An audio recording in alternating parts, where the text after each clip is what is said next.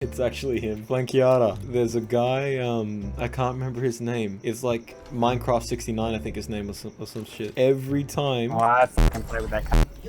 Every time I play with him, I'm like, hey, you sound like Flankiata, because he sounds exactly like you. And he just gets so upset every time I ask him. Yeah, you know why he's mad? Because I jammed before him, man. That's the actual reason. He actually doesn't like me. You sound like you're a little sick. Everything alright, my guy? No, I just punched the code. Oh. Has anyone washed their asshole with bleach? Yeah. Unknowingly. It's good shit. Here comes a shadow.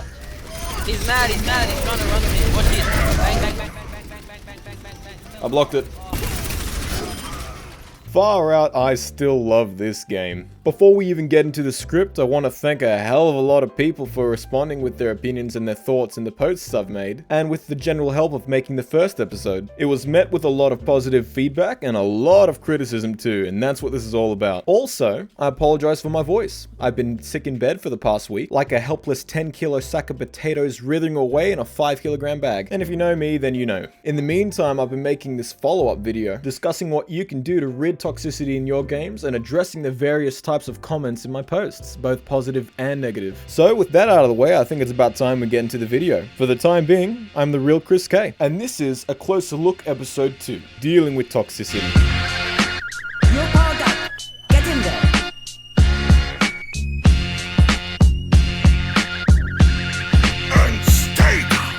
As always, as a disclaimer, this is my opinion. This is subject to me and not as fact. Speaking of, let's recap my opinion. I believe that Overwatch isn't a toxic place. I believe that toxic people exist, and some of those people found their way onto Overwatch. I believe the responsibility lies on the individual. I feel the medium itself facilitates a dampened amount of empathy given towards other players, as the human connection is severed by the computer/the internet itself. I feel the best way to treat this is to outwardly seek human interaction over winning the game, as a team that enjoys each other's company will likely perform better and thus win. I explored these ideas in greater detail in the previous episode, in which I will link in the description. In the pursuit of ridding our games of toxicity, we first have to look at what causes it. Now, I am no psychologist, but I believe that toxicity stems from internal frustration and a lack of responsibility. This is why it is my belief that toxicity is more prevalent in the lower ranks. I'm talking silver to platinum. In those ranks, you may have a slight understanding as to how the game works, but without the understanding of how to execute the methods of which to play. Furthermore, you are more likely to point the blame, as you might not fully understand what your role is within the game. Pair this in a solo queue environment, and everyone is angry at each other with no idea what to do about it. Are you standing there as a tank and nothing's happening? Well, that's because it's your DPS's fault, and they're not killing anything. Are you a healer and nothing's getting done?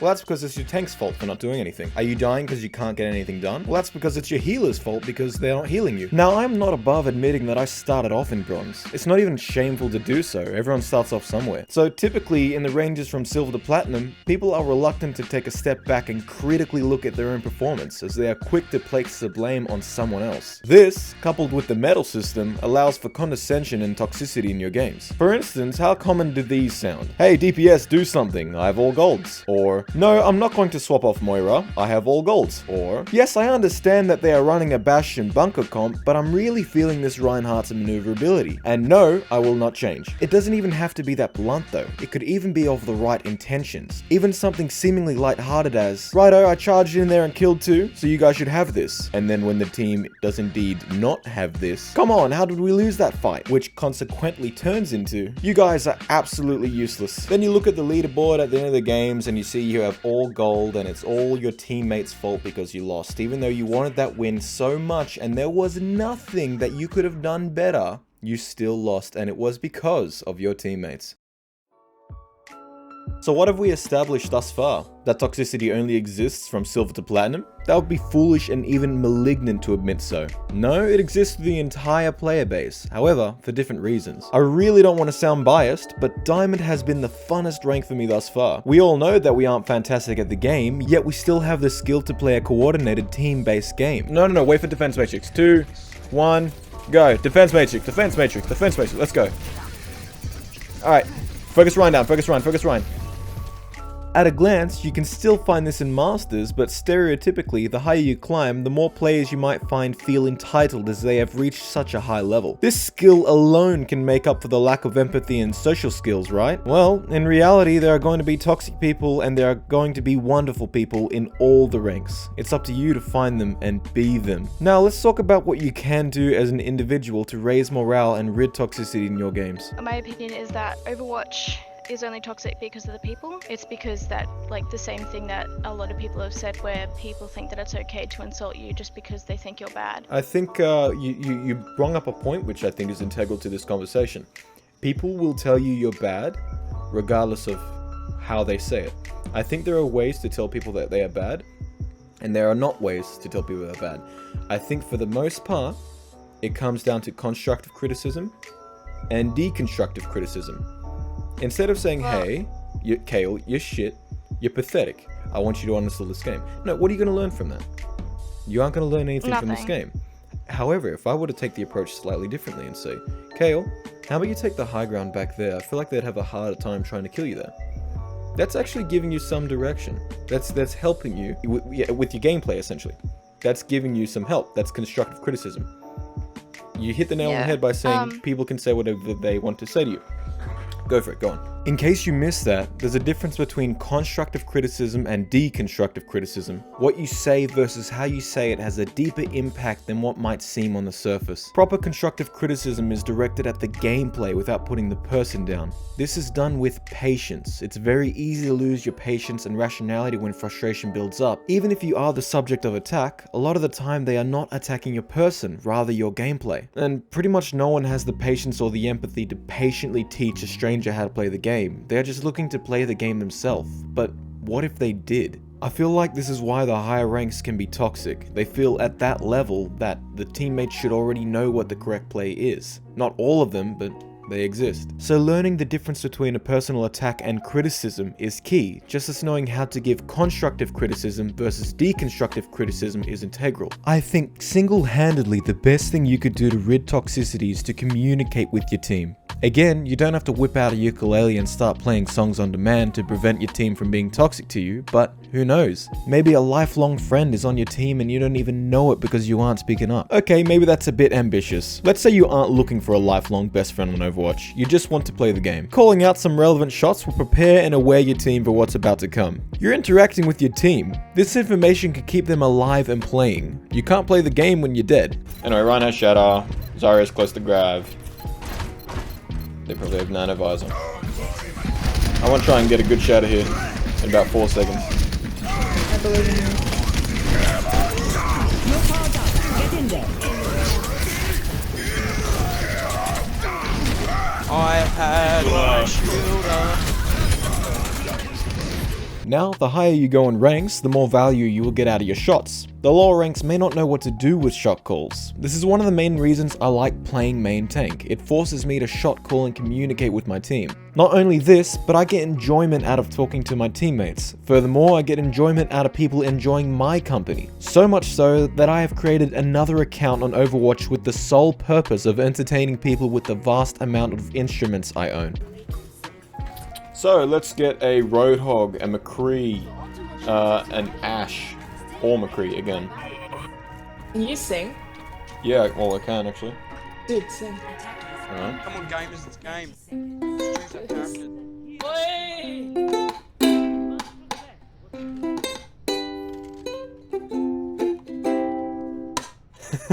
Out of stage fright, I don't actually want to. I will if we can not let them hold the second round. Like, not let them second point. Alright, we'll try. Play Diva then. Oh boy, I have to sing. Low-key opening, you know. Alright. Under my own. Wise men say only fools rush in. I've got a trumpet. Play the trumpet, please. I have to get it out of the cupboard. Would you rather Spanish or Arabic? Arabic.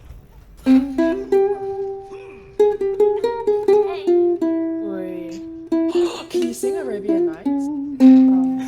I think you're. It's a really tall order. No. I'm 5'8", so not today.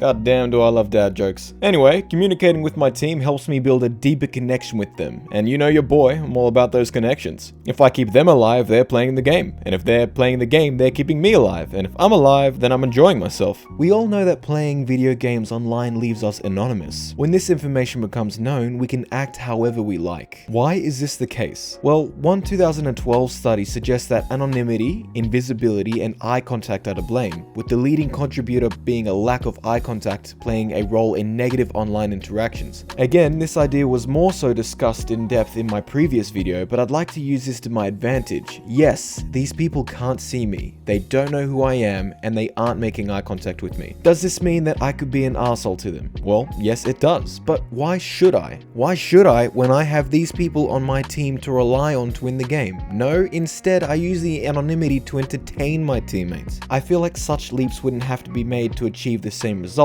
but I feel like if you were to simply talk to your teammates with the intention of being a good person, you would enjoy your online presence much more. Can we destroy the thing? Focus on the thing and I'll shout at them.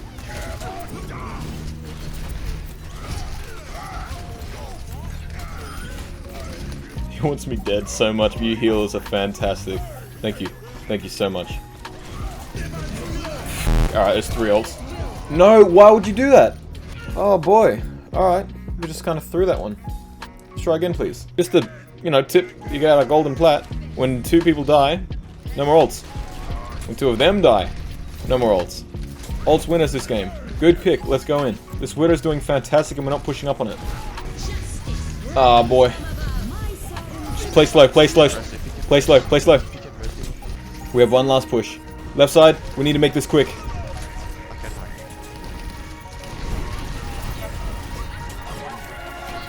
That's great. No, can anyone do anything? Ryan. Zarya 1. Tracer. Well done. Now just damage control. Oh my god. I want to take a look at one of the responses in my Reddit post. One such comment from Blue Sky 1877 suggests that he believed that this game is designed to be uncooperative in the long term for teammates. He goes on to say that if the end goal of the game is to win and there's no noticeable difference between being silent and being nice, then the optional choice is the easiest one, which is to be silent. I understand where he's coming from. There can be a lot of negative interactions online that would persuade you to think the same way. As I replied, I disagree. I mentioned that there is a difference between being nice and being silent. For example, look at any coherent game being played properly and there are callouts every other second. We don't even have to look at the pros to know that this game thrives off teamwork and everyone provides a utility to that teamwork. Lastly, I think a sense of humor and thick skin is required to survive online. You will struggle and be demotivated to play if you take everything to heart. A lot of it will come down to you shrugging it off and developing that resilience towards the inevitable toxicity, as a lot of people have different personalities, with not all of them being shy and reserved. Therefore, you will come across outspoken people who love a good banter session. Just ask any of my mates. I turn real toxic in banter form whenever I play one-on-one. That was fucking incredible. That was a flick of my life. So a man goes to a brothel. A brothel. And he pays $5 for a hooker. Next morning, his genitals are itching. Wait, so he just paid $5 for her, and that's it? Yeah, for a hooker. Yeah. The next morning, his genitals are itching. Goes to the doctors and he finds out he has crabs. Crabs. Rings up the place and he goes, "What the fuck? You gave me crabs." And the hooker's like, "Well, you only paid $5. What are you expecting? Lobster?" Yeah, because the guy's cheap. Yeah. Yeah, what next? So you're gonna fucking pull out of the sky, James? Is it gonna pull out a victory out of the sky? Yeah, okay, bud. Please. Please. I just spawned. My last death was in the kill cam. Yeah. Same as your fucking family's depression and, like, disappointment. Was that in the kill cam too, James? Where is this going? It's getting real dark real quick. Hey, I didn't get invited on for this. It's on in the agreement. Alright. Yeah, well, you only paid $5, James. Okay. Mixing fucking jokes. Oh, let's do it. Wow. I can walk backwards, but okay. Just ran right to you and punch you in your dumb face. Oh, what face? You're dumb. Oh, okay. There's no B at the end of that or anything, just D-U-M. How do you want me to pronounce the B? Dumb. You don't say the B in dumb. What are you, dumb? Guess that's the difference between our education systems. Yeah? You best head for the Does it hills. teach you how to eat I'm bullets? on fire. I don't know where these jokes come from, but they really hurt my feelings. Oh, yeah? Yeah, well, I'm sure you heard that brick. I'm sure that bullet really...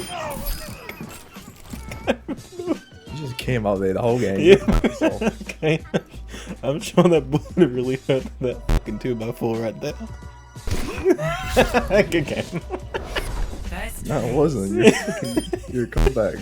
We both had fun, none of the banter came from a place of militia, and we both knew how to take a joke as well as we gave them. There's one more last point I wanted to touch on. This entire video you have heard me harp on about how important teamwork and communication is. Well, to some of you it won't be a surprise to know that this game was originally planned to only have a 6-stack going into a competitive mode. Blizzard got a lot of backlash from this in the beta, so they removed it so solo queue was available. I think to truly experience this game for what it is and reach its full potential, you need to play in a team, in a scrim, or a pickup game. Remember the guy in the first and second video who told me to shut up and invalidated my existence? Well, he came across my post and he reached out to me to give me his thoughts and opinions on Toxicity. We had a good discussion. We had some disagreements, but we found common ground. Mainly that this game is meant to be played in a team. I guess that my first question would be is, why do you think Overwatch, the game, isn't toxic? What do you think players, it just attracts toxic players, or do you think it, because if it makes people toxic, wouldn't that mean that the game's toxic? I don't think it makes people toxic though. I think toxic people play all games, and some of them found their way onto this game. I think for the time being, this game facilitates, obviously, teamwork and facilitates patience with your teammates, essentially. Because you can't win if one guy on your team is throwing or performing quite bad. There's two ways to look at it. There's one, well, everyone's going to be toxic. It only takes one guy to throw my team. That's a valid point to look at it. But there's also, okay, well, if it takes one guy to throw my team, then I want that guy to be on my side. I don't want that guy to be angry. It's in my best interest if my entire team works with me as a team. I think that's pretty great. I think the fact that you can just find random teammates, like work together with them to create fantastic memories and to win, it's not necessarily unique to Overwatch, but it's cool that Overwatch has that. And I just remembered, like, the other really key point is you were saying how much of a team game Overwatch is, and I think that's kind of at the heart of it. I've spent hours and hours and hours and hours in quick play. It was just a lot of time wasting. Like, I'd die, it'd take 10 seconds to respawn, and it took like 20 seconds to get back to the fight after dying. And a lot of those deaths weren't after good, enjoyable gameplay. So I decided I'd start trying to try and quick play. And then I realized I'd start to, not flame, but I'd start to like talk about my team and what they were doing because they were impacting my gameplay because they weren't working as a team as well. But yeah, so I started getting into ranked. Honestly, what I tried to do about it was scrim in a team. Scrims are, yeah, I have my opinions on scrim, but go ahead. That was really good, but scrimming was actually great. You know, but for the most part, you know, people would communicate well, and it was actually really good. And that's the reason I started to try and do it, is because I felt like I was going to get more of a taste of the way the game is meant to be played. Supposed to be played, exactly, and that's my entire thoughts on scrims. I think scrim is the gateway to how you're supposed to be playing this game, because we've established that this game is heavily team orientated. Like, you have to have a team. So if you come across 5 other like-minded individuals who are not going to throw, who want to win, but knowing that the only way they could win is by playing as a team, then suddenly the experience is a different world. You're now experiencing this game where people want to win through teamwork, so they want to play with you. If you experience this, you realize everything what Overwatch is supposed to be. It's not supposed to be this toxic, upset wasteland where people blading, 5 kills into their teammates' deaths and stuff, or like when people flame for not getting healed 24/7 and not getting pocketed. In a scrim environment, everyone plays together, and you realize how much fun you can have by playing as a team. There's a reason why sports are so damn popular and common, because people play as a team and people know what it's like to share the victory with your team and stuff. And I think if people just try to only play for their own benefit, and people only try to play for wins and losses, and they'll slowly get jaded even to what this game has to offer, which is a beautiful team play experience.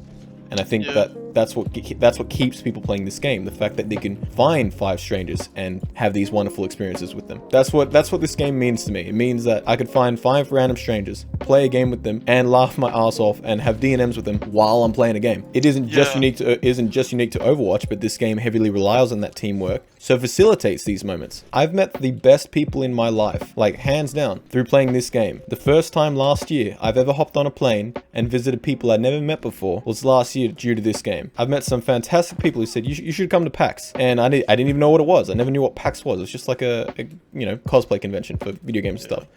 And it's not, but yeah. The point being is, I never would have ever done that if it weren't for this game. Like meeting new people. I think this has been a productive talk essentially about how Toxicity. Yeah, sorry I couldn't articulate things well. Yeah, no, that's it. I'm still trying to get more people's like opinions on this kind of stuff, and I like how you reached out to me to try and voice your opinion when it comes to something you're passionate about. You wouldn't try to reach out and talk to me about this if you weren't passionate about it. I'm quite chatty and just like discussions / arguments in general. And I also do just think about why Overwatch is so toxic, because it is so toxic. Why though? Because it's so hard for one person to carry a game, but it's so easy for one person to ruin it. Oh my god, yeah, Wow, that's profound. So you have to work as a team, and people play for rating, and if you're not working as a team perfectly, or 1 or 2 people are doing a couple of things wrong, and you lose one fight, you're not thinking about the possibility you might win the next fight, and then you just start thinking about all these negative things. I think that's profound. I really like that quote. It's so hard to carry as one person, but it's so easy to make an entire team lose as one person. Yeah. Goddamn. Is that an Overwatch problem though? Well, it's how Overwatch works, so yeah. Definitely there's a problem with the people, which is your general thing, and I agree, but I think the main driver for why people are toxic is the mechanics in the game. Lots of little things added up, For me, I'd have to disagree that I don't think it's an Overwatch problem as such. It's a video game problem. The fact that, again, you're behind a computer. It's not all video games have this though, You reckon?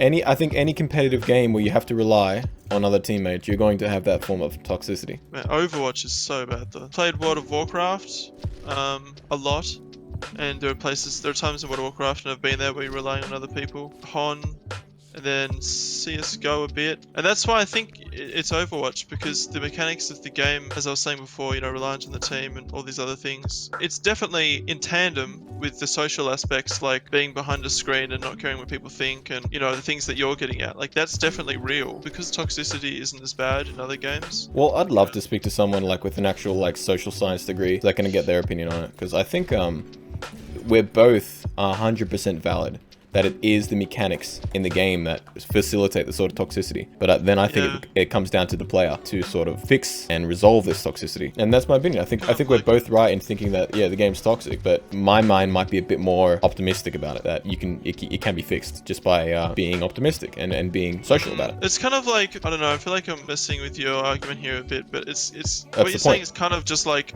if everyone just didn't eat food for one day, then, or didn't have water for one day, didn't use energy for one day, then it makes such a huge difference. And it's like, no one's gonna fucking do that, Yeah, but that's my point. I think that people think it's so much harder than it actually is. Well, I think a lot of people sort of shied away from it because they've tried it, and because they've been burnt by social interactions in the past, that they don't feel it's worth it anymore. The fact that we're able to sit here and have an hour-long conversation based off the fact that one night at 4 o'clock in the morning you told me to shut the up, essentially, and then that's created like a funny memory that stuck out in both of us. I think that's kind of what the whole thing is about, creating these human interaction moments where you really enjoy your time with your players and your teammates. Gotta really appreciate those good moments. 100%. So yeah, I thank you heaps for this talk. Yeah, thanks, Chris.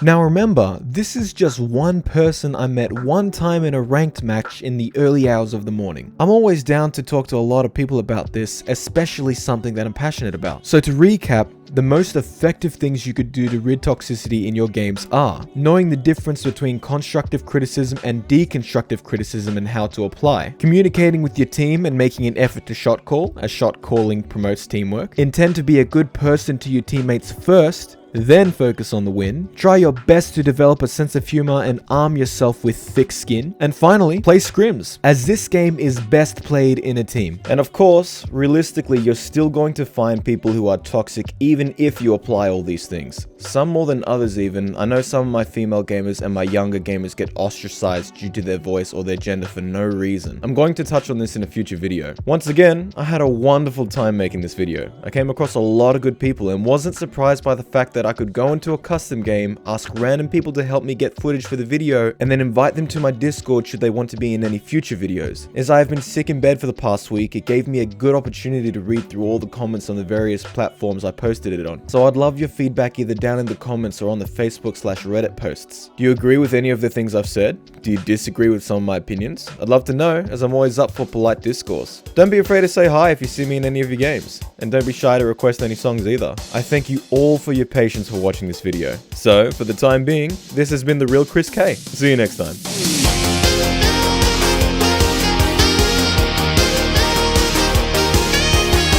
You about mercy! Oh my god. 1v1 him, dude. Pussy. Go, go, Come on. go, go, go, go. No fucking way. No, help me, help me, help me!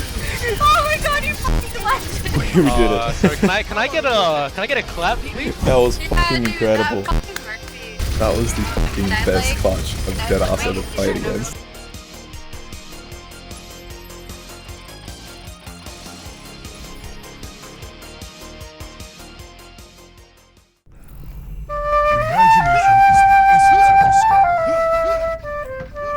I'm fucking rock hard. Holy shit.